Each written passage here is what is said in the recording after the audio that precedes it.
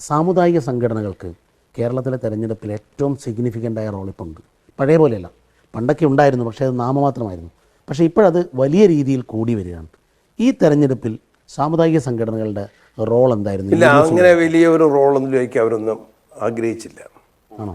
അവരെല്ലാം ഒരു മതേതര മനസ്സിലാണ് കേരളത്തിലെ ജനങ്ങൾ. മതേതര മനസ്സ് സ്വാഭാവികമായിട്ടും അല്ല, കേരളത്തിലെ ജനങ്ങൾ ഇഷ്ടപ്പെട്ടത് ഒരു മതേതര മനസ്സിനെയാണ്.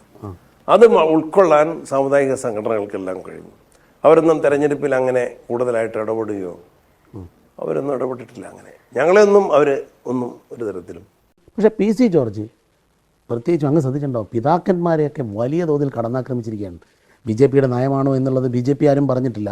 പക്ഷേ അദ്ദേഹം നടത്തിയ കടന്നാക്രമണം അങ്ങ് ശ്രദ്ധിച്ചിട്ടുണ്ടാവും. ദീപിക പത്രത്തെക്കുറിച്ച് കൂടി പറഞ്ഞ്, നിങ്ങളുടെ കൂടെ പണ്ടുണ്ടായിരുന്ന ഒരു MLA ആണ്, അങ്ങയുടെ കൂടെ സഭയിലും ഉണ്ടായിരുന്നു. ഞാനിപ്പോൾ ഇന്ന് അദ്ദേഹം വീണ്ടും ബിഷപ്പ് ഹൗസിൽ പോയിട്ടുണ്ടല്ലോ. അതൊരു ബിഷപ്പിൻ്റെ മാത്രം. പക്ഷേ ബാക്കി ബിഷപ്പുമാരെല്ലാം മോശമെന്നാണ് പറഞ്ഞത്. അതിനെ എങ്ങനെയാണ് കാണുന്നത്? ഇല്ല, അത് ഞാനിപ്പോൾ പ്രതികരിക്കുന്നില്ല. എന്താ അത് പ്രതികരിക്കേണ്ടതല്ലേ? കാരണം അങ്ങ് സഭയുമായി വളരെ അടുപ്പമുള്ളൊരു നേതാവ്. എനിക്ക് എല്ലാ സഭകളെയും ഞാൻ സഭയായിട്ട് അടുപ്പമുണ്ട്. ക്രിസ്ത്യൻ സഭകളുമായിട്ട് എല്ലാ സഭകളായിട്ടും അടുപ്പമുണ്ട്. അതേപോലെ എല്ലാ സമുദായങ്ങളുമായിട്ട് എനിക്ക് അടുപ്പമുണ്ട്. അല്ല, അതിൽ രാഷ്ട്രീയ കേരളം ആ കാര്യത്തിൽ പ്രതികരിക്കേണ്ടതല്ലേ? ഞാൻ പറഞ്ഞ PC ജോർജ് എന്നുള്ള വ്യക്തിയല്ല, കേരളത്തിലെ മതമേലധ്യക്ഷന്മാരെ ഇത്രമേൽ ആക്ഷേപിക്കുന്ന, അത് ചെറിയ ഭാഷയൊന്നുമല്ല, ആക്ഷേപിച്ചിട്ടുണ്ടല്ലോ. അല്ല, ആരായാലും. പക്ഷേ ഇപ്പോൾ ഈ തെരഞ്ഞെടുപ്പ് കഴിഞ്ഞിട്ട് ഏറ്റവും വലിയ ആക്ഷേപം വന്ന PC ജോർജിൻ്റെ ഭാഗത്തുനിന്നാണ്. അപ്പോൾ അതിൽ കോൺഗ്രസിൻ്റെ നിലപാടെന്താ? ഞാൻ മനസ്സിലാക്കുന്ന അവരുടെ നിരാശയുടെ ഫലമായിട്ടാണ് അങ്ങനത്തെ കടുത്ത വാക്കുകൾ പ്രയോഗിച്ചിട്ടുള്ളത്. PC ജോർജും ഷോൺ ജോർജും പറഞ്ഞല്ലോ. രണ്ടുപേരും അപ്പനും മകനും ഒരേപോലെയാണ്. അപ്പനാണ് കൂടുതൽ കിടന്നാക്രമിച്ചത്. പിന്നെ PC ജോർജിൻ്റെ ഒരു ശൈലി ഉണ്ടല്ലോ സംഭാഷണത്തിൻ്റെ. ഇന്ന് ശൈലി മാറ്റുമെന്ന് മാധ്യമപ്രവർത്തകർ ചോദിച്ചപ്പം അപ്പനെ മാറ്റുമെന്നാണ് മാധ്യമപ്രവർത്തകനോട് തിരിച്ചു ചോദിച്ചത്. അദ്ദേഹത്തിൻ്റെ ശൈലി അല്ല, അത് രാഷ്ട്രീയത്തിൽ അഭികാമ്യമാണ്, ഒഴിവാക്കേണ്ടതാണ്. ഈ തെരഞ്ഞെടുപ്പ് യാത്രയിൽ കണ്ട ഏറ്റവും സന്തോഷമുള്ള ഒരു അനുഭവം പറയും. ഞാൻ ഒരു സഹോദരിയെ എനിക്കറിയാത്ത മറ്റുള്ളവർ വിളിച്ചു പറഞ്ഞിട്ട്, by name she's a Muslim, വിളിച്ച് എനിക്ക് വോട്ട് തരണമെന്ന് അഭ്യർത്ഥിച്ചു. ഞാൻ വർക്കിൽ അങ്ങനെ ഇൻഡിവിജ്വലായിട്ട് വിളിക്കാറ് കുറവാണ് എല്ലാ ഇലക്ഷനും. എന്നാലും ഇപ്രാവശ്യം ടീച്ചർ ഒരുപാട് വർക്ക് ചെയ്തുകൊണ്ടും കൂടി എന്നോട് വർക്ക് ചെയ്യാൻ ആളുകൾ ആവശ്യപ്പെട്ടതിൻ്റെ അടിസ്ഥാനത്തിൽ വിളിച്ചു പറഞ്ഞപ്പോൾ എനിക്ക് വോട്ട് ചെയ്യുമെന്ന് പറഞ്ഞപ്പോൾ നന്ദി പറഞ്ഞു, താങ്ക്സ് എന്ന് പറഞ്ഞു. താങ്ക്സ് പറയേണ്ട, സാറിന് വോട്ട് ചെയ്യേണ്ടത് ഞങ്ങളുടെ ആവശ്യമാണ് എന്ന് പറഞ്ഞത് എൻ്റെ മനസ്സിൽ തറച്ചു. ഇത് യഥാർത്ഥത്തിൽ കേരളത്തിലെ മൊത്തം മുസ്ലിങ്ങളുടെ ഒരു പരിച്ഛേദമാണ്. അല്ല, ഒരു ലേഡി അങ്ങനെ പറയണമെങ്കിൽ, വോട്ട് ചോദിച്ചു, വോട്ട് തരൂ എന്ന് പറഞ്ഞു, നന്ദി പറഞ്ഞപ്പോൾ എന്നോ അല്ലെങ്കിൽ അങ്ങനെ ഒരു ബോധം, ജനാധിപത്യ മതേതര പ്രസ്ഥാനത്തെ വിജയിപ്പിക്കേണ്ടത് ഞങ്ങളുടെ ആവശ്യമാണ് എന്നൊരു സഹോദരി പറഞ്ഞത് എൻ്റെ മനസ്സിനെ സന്തോഷിപ്പിച്ച ഒരു കാര്യമാണ്. ഈ കേരളത്തിലെ മുസ്ലിങ്ങളുടെ ശരാശരി ബോധം ഇപ്രാവശ്യം UDF-നൊപ്പമായിരുന്നു. അങ്ങനെയാക്കി തന്നിട്ടുണ്ട് ഗവൺമെൻറ്. യഥാർത്ഥത്തിൽ സർക്കാരാണ് ചെയ്തത്. എന്താ അതിൻ്റെ കാര്യം? മുഖ്യമന്ത്രിയുടെ ഡൽഹി ഹിന്ദു അഭിമുഖമുണ്ട്, അത് ഈ തെരഞ്ഞെടുപ്പിൽ ചർച്ചയായിട്ടില്ലല്ലോ. അതൊക്കെ ചർച്ച ചെയ്തിട്ടുണ്ട്. അതൊക്കെ ജനങ്ങളുടെ മനസ്സിലുള്ള കാര്യം ഞാൻ പറഞ്ഞിട്ടുണ്ട്. ഇത് നിലമ്പൂർ ഇലക്ഷൻ പറഞ്ഞിട്ടുണ്ട്, ഞാൻ പറഞ്ഞിട്ടുണ്ട്. അതൊക്കെ അവിടെ നിൽക്കുകയാണ്.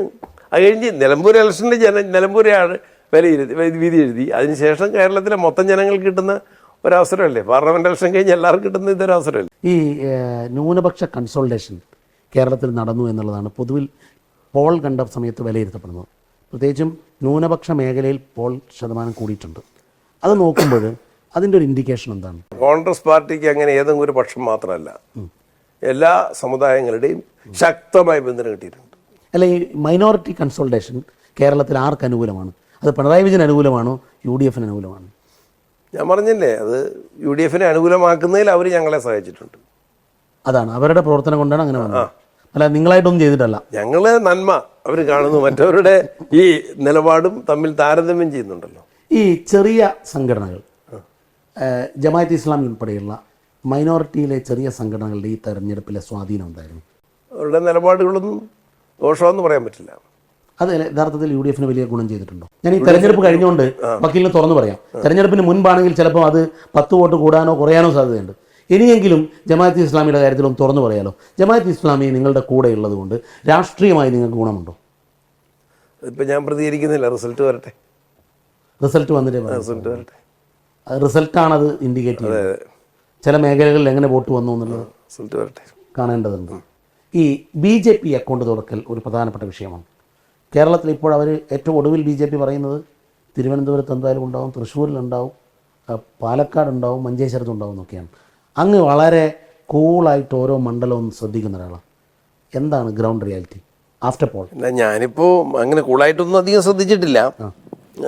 കാരണം ഒന്ന്, ഞാൻ നല്ല ഒരു മത്സരത്തിലെ സ്ഥാനാർത്ഥിയായതുകൊണ്ട്. അല്ല, പക്ഷേ പോയില്ലെങ്കിലും ഫീഡ്ബാക്കുകൾ എടുക്കുന്നുണ്ടല്ലോ. എനിക്ക് ഇലക്ഷൻ കഴിഞ്ഞപ്പോൾ മാധ്യമങ്ങളിൽ നിന്നും ആ ഏരിയയിലെ നേതാക്കന്മാരിൽ നിന്നും മനസ്സിലാക്കുന്ന BJP എവിടെയും ജയിക്കാൻ ഇടയില്ല, അക്കൗണ്ട് തുറക്കില്ല, വെക്കില്ല. വിക്രയും അവരുടെ അവകാശവാദം എല്ലാ കൊല്ലവും പറയുന്ന, അതെ അതെ അത് നമ്മൾ കഴിഞ്ഞ പ്രാവശ്യം എല്ലാ കൊല്ലവും പറയുന്ന, കഴിഞ്ഞ പ്രാവശ്യം നിയമത്തിന് സാധ്യതയില്ല. ഇല്ലില്ല. ഈ ഡീൽ ആരോപണം ഉണ്ടല്ലോ, അത് യഥാർത്ഥത്തിൽ വർക്കൗട്ടായോ ഈ തെരഞ്ഞെടുപ്പ്? ഇനിയിപ്പോൾ നമുക്ക് അത് വോട്ടെണ്ണുമ്പോൾ ഒന്നും കൂടെ വ്യക്തമാകും. ആണോ? വരട്ടെ, റിസൾട്ട് വരട്ടെ. ഇനിയിപ്പോൾ അത് ഡീൽ ആരോപണം നടന്ന് അത് വർക്കൗട്ടായി? ആരോപണം ശക്തമായിട്ടുണ്ട്, ആരോപണം ശക്തമായിട്ടുണ്ട്. നടന്നിട്ടുണ്ടോ? അത് നോക്കാം നമുക്ക്. ഇനി റിസൾട്ട് കഴിഞ്ഞിരിക്കണം. ഇനിയിപ്പോൾ അത് അൺടൈമില്ല.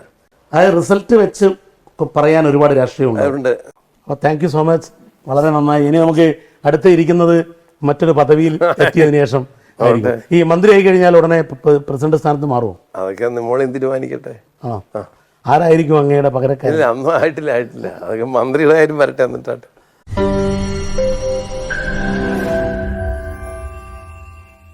ലോകത്തെവിടെയായാലും ഏത് സമയത്തും 24 വാർത്തകളും ഓഗ്മെന്റഡ് റിയാലിറ്റി പാക്കേജുകളും എക്സ്പ്ലെയിനറുകളും വിശദമായി കാണാൻ ഞങ്ങളുടെ യൂട്യൂബ് ചാനൽ നിങ്ങൾക്ക് സബ്സ്ക്രൈബ് ചെയ്യാം.